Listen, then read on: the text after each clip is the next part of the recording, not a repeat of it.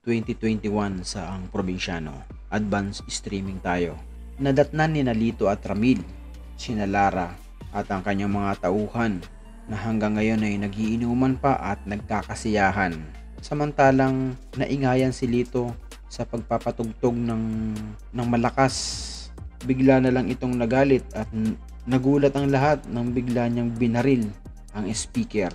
Nagising din si Sante dahil sa putok ng baril at naalimpungatan siya at kala niya may kalaban na. Ayusin daw ang mga sarili at kailangan nilang mag-usap, sabi ni Lito. Sabi ni Lara kay Lito, ano ba ang sasabihin mong importante? Yun na nga at piniliwanag na ni Lito kina Lara na may malaki silang transaksyon na nagkakahalaga ng 10 billion peso.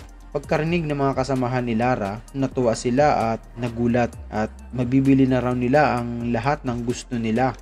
At pinag-usapan na nga nila ang plano at humiling si Lito kina Lara na magdagdag ng mga tauhan at mga armas. Ang sabi naman ng dalawang ugok, wala daw problema sa mga armas at mga tauhan.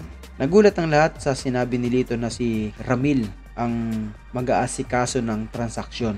At dahil doon ay nagalit si Lara, bakit daw si Ramil ang mag-aasikaso ng napakalaking transaksyon. At sinabi ni Lara kay Lito na huhudasin siya nito. Si Cardo nga na matagal niya nang kasama, hinudas pa. Samantalang nagpapahanda ng isang press con si Renato. At kabadong-kabado naman si Lily dahil posible na siyang bumagsak once na makuha na talaga ni Renato ang palasyo.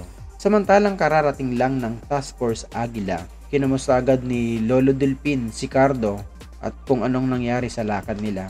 Ang sabi nila, nagkalat nga ang maraming checkpoint ng Black Ops sa kalsada at dinumog sila nito at walang intensyon na buhayin sila. Buti na lang daw at nakatakas sila.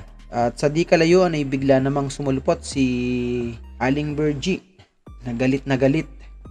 Ang sabi, mag-impake na raw silang lahat at umalis na.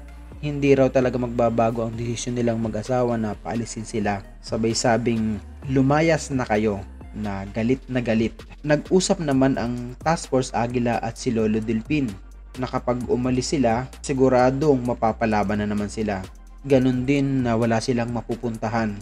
At bukod doon, wala pa rin si Cardo. Kailangan nilang hintayin yon at hindi pa nila nahahanap. At nagdesisyon na si General Delpin na hindi sila aalis hanggat wala si Cardo.